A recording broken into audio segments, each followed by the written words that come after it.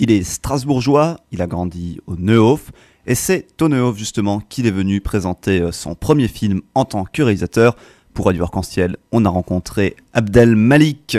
Bonjour à tous, bienvenue dans Rencontre culturelle. La France de Charles traînait. Quand je traînais à 13 ans, ma patrie, je croyais que c'était Châtelet. On ne ressemblait ni à Kelly, ni à Brandon. Qu'Allah bénisse la France, c'est le nom du premier film d'Abdel Malik. Ça raconte l'histoire d'Abdel Malik, comment est-ce qu'il est devenu Abdel Malik, mais ça raconte aussi l'histoire d'une certaine jeunesse dans une cité de Strasbourg. On suit le parcours de Régis, enfant d'immigrés, noir, surdoué, élevé par sa mère catholique avec ses deux frères dans une cité de Strasbourg.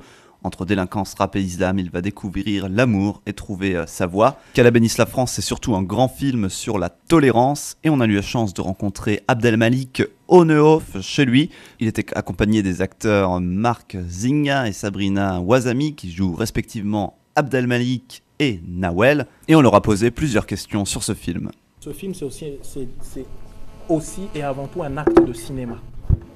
Et... donc c'est l'adaptation d'un livre, mon livre qui est Qu'Allah bénisse la France.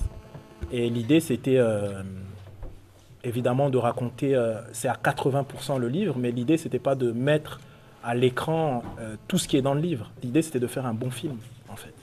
Et à partir du moment où on a envie de faire un bon film, eh ben, on est obligé de prendre des libertés, ne serait-ce que par rapport à la temporalité, ne serait-ce que par rapport aux différents personnages sur lesquels on a envie de mettre la focale, etc., par rapport au message qu'on a envie de...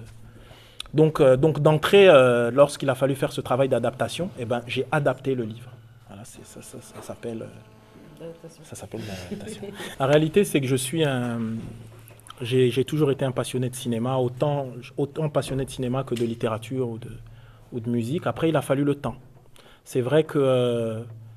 lorsque j'écrivais ce livre, je me disais que peut-être avec le cinéma, je pourrais dire des choses, amener une certaine poésie. Enfin, il y avait des choses comme ça qui étaient là, qui planaient, on va dire. Et il y a quelqu'un qui a été un vrai moteur, qui m'a motivé, qui m'a dit « il faut absolument que tu réalises, que tu réalises, que tu réalises ». Ça a été Mathieu Kassovitz. Et ça a été un vrai déclencheur. Et lui a vu en moi la capacité d'être cinéaste. Et je vais dire, moi, j'en doutais pas non plus, pour tout vous dire. Mais je me disais, peut-être fallait attendre encore un peu. Mais il y avait quand même cette idée que moi, ma manière de faire, c'est de dire qu'on n'a qu'une seule vie et il y a un médium et utiliser différents médiums pour partager, échanger avec les autres. Et donc voilà, c'est des choses que je sais faire, donc je les fais. De dire tout simplement, encore une fois, au risque de me répéter, de dire que l'humanité ne s'arrête pas aux frontières des cités, quoi. De dire que dans les cités, c'est pas des statistiques qui vivent, c'est pas des chiffres, c'est pas des... d'une certaine manière, on nous tribalise très souvent, on dit eux, etc., alors que c'est des individus, on est des individus à part entière, des citoyens à part entière, citoyens français à part entière, avec des histoires certes particulières, mais des citoyens comme les autres en fait. Et donc il y avait cette idée de dire finalement, et c'est ce que permet, de mon point de vue, je pense, le médium du cinéma, c'est-à-dire de ramener à l'essentiel, à savoir l'humanité. De dire que vous voyez ces gens que vous ne voyez qu'à travers des faits divers ou des histoires que nous racontent les médias, eh ben c'est aussi des êtres humains en fait. C'est des gens qui aiment, c'est des gens qui ont peur, c'est des gens qui pleurent, c'est des gens qui rient. Et c'était voilà, de dire que effectivement il y a des choses un peu différentes qui peuvent se passer dans les cités, mais néanmoins ça reste du ressort de l'humanité toujours. Et donc voilà le message premier. Le message premier, c'est un message d'amour aussi. Et c'est une déclaration d'amour à la fois au quartier en général, et c'est aussi une déclaration d'amour à la France. Parce que voilà une certaine histoire de France. Voilà une histoire qui ne pouvait avoir lieu de cette manière qu'en France. Et il y a des choses qui sont positives, mais il y a des choses négatives aussi. Et c'est important de montrer les choses. Et de ne pas être, j'ai envie de dire, binaire comme l'est souvent le monde, sans vous manquer de respect évidemment, mais comme peut être le monde médiatique, ou monstrueux comme peut l'être le monde médiatique. Et ça, évidemment, je parle évidemment de manière générale. Évidemment, il y a des médias, etc. Mais c'est juste pour vous dire que les médias ont véritablement de l'impact sur les gens, sur le monde, etc. Donc, il y a une responsabilité, une notion de déontologie journalistique à avoir qui est importante, justement, parce que ça détermine le regard qu'on va porter sur nos concitoyens. Et donc, voilà. Donc, il y avait cette idée de dire tout ça par le canal et par le médium du site. Vous savez, moi j'ai grandi ici au Neuhof et la violence, c'est pas quelque chose que j'ai vu de loin, c'est quelque chose que j'ai vécu, que j'ai vécu dans ma chair, j'ai vu des proches disparaître, etc., etc. Donc moi, je fantasme pas sur la violence. Moi, ce qui m'intéresse, c'est de parler des conséquences, et à la fois des conséquences et des origines de la violence. Pas de l'acte violent en lui-même, parce que l'acte de violence en lui-même, pour moi, c'est quelque chose d'horrible. C'est quelque chose d'inhumain. C'est-à-dire, voir quelqu'un se faire tirer dessus, c'est horrible. Voir quelqu'un mourir d'overdose, c'est horrible, en fait. De mon point de vue, moi, par rapport à mon vécu et mon histoire, ça ne m'intéresse pas, c'est pas intéressant. D'autres vont trouver une beauté esthétique, vont fantasmer, vont truc. Pourquoi pas? Il n'y a aucun problème. Mais ce n'est pas mon propos. Mon propos, c'est de parler des origines et des conséquences. L'impact littéraire et l'impact de l'image, ce n'est pas du tout la même chose. L'image, c'est quelque chose qui... c'est presque quelque chose... On s'introduit dans la psyché de quelqu'un avec l'image. C'est-à-dire, on pénètre. En littérature, on choisit ce qu'on fait pénétrer, ce qu'on fait rentrer dans notre imaginaire. C'est différent, en fait. Et ne serait-ce que la démarche même qui est liée à la littérature, la démarche de la lecture, la démarche des mots, etc., où il y a, tout de suite, on s'inscrit dans une complexité. Tout de suite, on s'inscrit dans une nuance. Alors que le cinéma, il y a aussi quelque chose, même s'il y a évidemment des subtilités d'ordre cinématographique, mais on est quand même dans quelque chose de grossier au sens choc, quelque chose qui arrive comme ça. Et c'était important, justement, on a parlé d'adaptation tout à l'heure, voilà, ça encore, ça faisait partie de l'adaptation. Et pour moi, mettre la violence hors champ, c'est un acte politique. C'est pas juste esthétique, c'est un acte politique. Et j'ai envie de dire, il y a d'illustres cinéastes que je respecte qui ont dit ça aussi avant moi. Ils ont dit que finalement, filmer, faire un gros plan, ou choisir, c'est un acte politique en lui-même. Et donc voilà ma démarche. Ma démarche, elle est justement de s'inscrire dans cette démarche de grands cinéastes que j'admire. Et donc voilà, donc d'où la différence. Un livre n'est pas un film n'est pas un livre. Même s'il y a des passerelles, le langage cinématographique se suffit à lui-même et le langage littéraire aussi. Ça permet aussi de toucher un public plus large de faire un film? Je pense certainement oui. De mon point de vue, l'outil culturel par excellence au XXIe siècle, en 2014, de mon point de vue, c'est l'image, c'est la télé et le cinéma. C'est-à-dire que l'impact qu'a la télé et le cinéma, c'est aussi puissant que ce que pouvait avoir, je ne sais pas moi, au XIXe siècle, ou ces séries qu'on pouvait lire dans les journaux, et en quoi c'est aussi puissant que ça. Mais aujourd'hui, c'est vraiment l'image, l'outil culturel par excellence. Alors, ça peut être un outil culturel, comme ça peut être quelque chose d'hyper trash et qui sert à rien, et au contraire, ça peut être tout ça. Mais en même temps, tout est bien et pas bien. Donc, c'est une question d'équilibre. Mais voilà, en tout cas, pour moi, c'était logique que d'aller vers un médium qui est l'outil culturel par excellence. Après, si ça touche plus de monde, tant mieux. Mais ce n'est pas l'idée première. L'idée première, d'une certaine manière, c'est une démarche presque camusienne qui dit que l'artiste est entre le refus et le consentement, et que le refus, c'est sa démarche artistique, et le consentement, c'est de l'amener au plus grand nombre, finalement. Et que voilà, donc il y a cette idée-là. Mais en vérité, ce film nous parle d'une époque. Ce film nous parle d'une certaine partie de la communauté nationale. Ce film nous parle... Et c'était important qu'il n'y ait pas d'interférence, en fait. D'une certaine manière, quand Eminem, ils font 8 Mile, c'est à la fois l'histoire d'Eminem, mais en même temps, ce n'est pas son histoire. Et je pense que, pour moi, ça a été... On en a parlé très, très longtemps. C'est que on n'était pas en train de faire un film de musique. Il y a de la musique dans ce film, mais ce n'est pas un film de musique. En même temps, on n'était pas en train de faire un film thèse sur l'islam, mais il y a l'islam aussi. Et en même temps, on n'était pas en train de faire un film de cité, ou un film type banlieue, mais ça se passe en banlieue. Donc il y avait cette idée justement en termes d'adaptation, de faire en sorte que le héros soit le film, et non point. Et on avait peur de transformer ce truc en un film de fans, ou un film de trucs, que ce soit les fans d'NAP, le truc. On voulait vraiment faire un film qui se suffise à lui-même. Il y a un gros travail sur la musique qui a été fait notamment par Bilal, des NAP, en compagnie de Laurent Garnier, et de Wallen également. Il y avait cette idée double, en fait. C'est-à-dire que moi, je voulais faire un film où le simple fait d'entendre la musique, on se rende compte qu'on n'est ni à Paris, ni à Marseille, ni à Lyon, mais qu'on est ailleurs, en fait. Et pour le coup, c'était de dire on est à Strasbourg. Évidemment, dans la cité, il n'y a pas que des délinquants dans les cités. Mais néanmoins, il y a certaines personnes qui ont une certaine vision, conception des choses, du monde, de l'argent, le rapport à l'argent, à l'avoir, le paraître, etc. Qui fait que tout d'un coup, il y a des choses... qui sont objectivement négatives, qu'on va considérer comme positives, en fait. Parce que c'est dans l'espèce de culture, une culture délinquante, ou une culture, certes minoritaire, mais ça reste une culture quand même. Donc il y a cette idée il y a cette idée à un moment donné que dès qu'on a rencontré une difficulté, eh ben on se dit on va s'en sortir quand même, on va réussir, et qu'importe, et par tous les moyens nécessaires, même si il faut aller du côté obscur. Et on était comme ça. Et puis encore une fois, c'est l'histoire. On était des gamins en fait. Et ce qui est marrant, c'est que des fois, je me retrouve face à des journalistes qui me posent certaines questions et je leur dis, mais on avait 13, 14, 15, 16 ans quand même. Et là, quand même, j'ai près de 40 ans. Forcément, il y a une différence. Peut-être je peux porter une casquette comme je portais à l'époque, mais le cerveau, il a évolué. En dessous, il y a un cerveau qui a quand même pris un peu de maturité, aussi un cœur. Et donc tout ça. Donc c'était pour dire que par rapport à votre question, c'est juste qu'entre guillemets, on avait une attitude qui pouvait être un peu Kaira, comme ça. On était dans un truc où rien va nous arrêter. Et donc on faisait des trucs. Et pour certains, c'est pour ça que tout à l'heure, à un de vos confrères, je parlais de chance. C'est-à-dire en fait, nous on a eu de la chance, mais il y en a d'autres, justement, cette attitude-là qui était de représentation. Il y en a, ils en sont morts en fait. Alors qu'il y avait d'autres moyens de pouvoir faire les choses, certainement. Mais voilà, on vivait dans un cadre, on était des gamins, on était en train de se construire.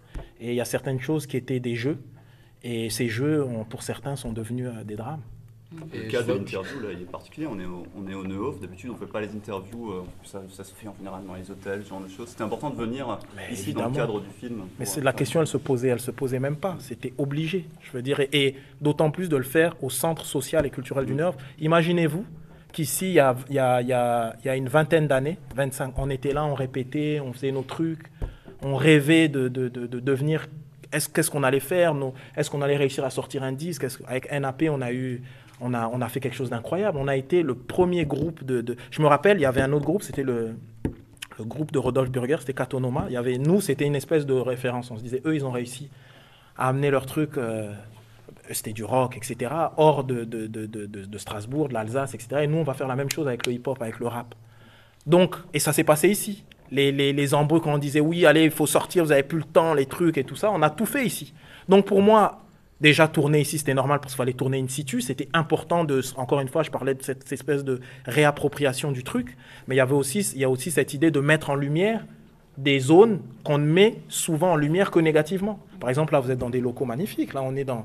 le centre, voilà, a fait peau neuve, ils font des trucs. C'est bien de le montrer un peu, d'en parler et de dire que voilà, qu'il y a des gens qui bougent, qui font des choses positives pour que le quartier avance positivement, etc., etc. Et ça, j'ai envie de le montrer. Et finalement, le film devient une sorte de prétexte aussi pour parler de ça.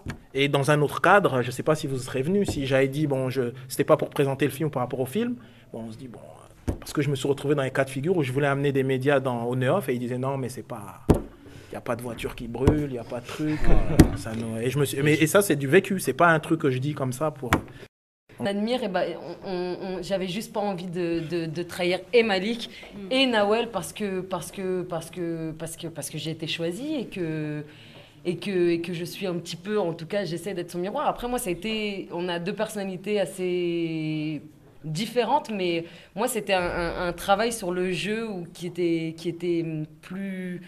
où je devais aller plus vers de la douceur, quelque chose qui apaise un peu, et que moi, j'ai peut-être pas l'habitude, parce que je suis plus une boule de nerfs. Mais Malik a ce truc aussi de pouvoir... il est vachement à l'écoute, très attentionné sur le tournage, mais très, très apaisant. Et moi, ça m'a fait vachement de bien sur le film. Ouais. Et après, au-delà du grand directeur d'acteur que c'est, du grand cinéaste que c'est, réalisateur que c'est, c'était une expérience extraordinaire. Maintenant, mais c'est vrai que la première fois que j'ai vu le film et quand j'ai reçu un message de Nawel, j'étais comme ça, j'avais les mains qui tremblaient. Je me disais, est-ce qu'elle m'a aimée, est-ce qu'elle est fière de moi? Et je crois qu'elle a aimé, donc je suis contente. En tout cas, ce qui est sûr, c'est que moi, c'est un métier qui me passionne d'être acteur. Et la composition faisant partie de nos outils, ici, j'ai essayé de le mettre ça à l'œuvre au service du projet, et je l'ai fait avec d'autant plus d'enthousiasme que le projet dépasse le strict cadre de l'artistique, et ça, pour moi, c'est important. C'est que je trouve que l'art pour l'art, c'est super, et de toute façon, l'art questionne politiquement aussi, mais là, il y a une vraie implication sociale et politique à l'intérieur du projet, et humaniste surtout avant tout. Et donc pouvoir participer à ça, c'est surtout ça qui m'a fait plaisir et qui m'honore. Ouais. Et jouer Abdelmalik, dirigé par Abdelmalik, on n'a pas trop le risque de faire de l'imitation un peu Ça c'est vrai que ça faisait partie. Ouais, c'est vrai que ça faisait partie de ce que moi j'ai considéré comme un danger. Et mais très rapidement, dès ma rencontre avec Malik, tous ces soucis-là se sont estompés parce qu'on a une vraie rencontre humaine puissante. Et j'ai surtout trouvé un ami, un frère et un exemple. Et donc ça fait que toutes les considérations de l'ordre de l'ego s'en vont et font la place à la nécessité. C'est ça qui est bien dans un projet où il y a une vraie raison d'être, une raison d'être aussi forte que celle-là. Et puis c'est créer un autre personnage, quoi. C'est pas montrer Abdelmalik vraiment, c'est un personnage un peu différent, quoi. C'est un autre personnage qui est créé pour le film aussi. Ah, ça c'est vous le savez mieux que moi. Moi je sais juste le faire. Ouais.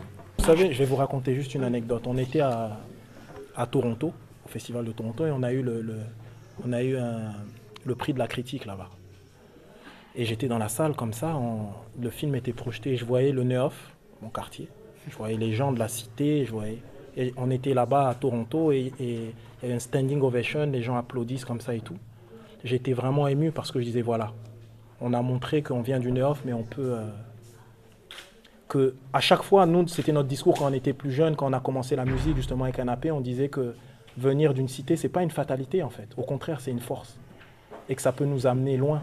Et donc quand on se retrouve tout d'un coup là-bas, où là-bas il y a Al Pacino, là-bas il y a Denzel Washington, là-bas il y a des trucs, il ne faut pas oublier que je suis un mec du Neuf. C'est-à-dire que moi j'ai traîné là, j'ai marché là, les trucs, et se retrouver là, c'était juste incroyable. Donc le fait maintenant aujourd'hui de faire la première, on va dire, projection publique officielle, la faire à Strasbourg, ici, avec ceux qui ont participé au film qui seront là, etc., et tout le monde, c'est juste bouleversant. C'est un truc... je me souviens quand on parlait de Wallen tout à l'heure, Wallen, moi j'ai fait le film et elle a fait la musique inspirée du film. C'est-à-dire il y a un disque qui va sortir qu'elle a fait elle-même entièrement. Et en fait, c'était son regard à elle, son regard sur les différentes thématiques que j'aborde. Elle vient du 93 aussi, elle vient de Bobigny. Et c'est des trucs, c'est tellement similaire que c'est comme si, d'une certaine manière, on est le peuple des cités. Mais quand je dis le peuple des cités, c'est pas quelque chose qui est hors de la France. Mais j'ai l'impression que c'est quelque chose qui est une valeur ajoutée à la France. Quelque chose qui permet tout d'un coup qu'un mec du Neuf se retrouve là-bas chez les Américains et devient finalement représentant de la France et représentant d'un certain esprit français. Et ça, je le dois au fait que j'ai grandi ici. Je le dois au fait que je suis strasbourgeois et alsacien parce qu'on a une fierté, on a une attitude particulière dans le fait de représenter. Et ça, tout est lié. Et je trouve ça, c'est beau et c'est bouleversant. Donc voilà, donc aujourd'hui, c'est très spécial et je suis heureux. Et que vous dire de plus, voilà, on est haut et loin dans le rêve et on espère que ça va continuer. C'était Abdelmalik sur Radio Arc-en-Ciel pour parler du film Qu'Allah bénisse la France en salle à partir d'aujourd'hui. Rencontre culturelle, c'est fini pour cette semaine. On se donne rendez-vous à la semaine prochaine. Ciao.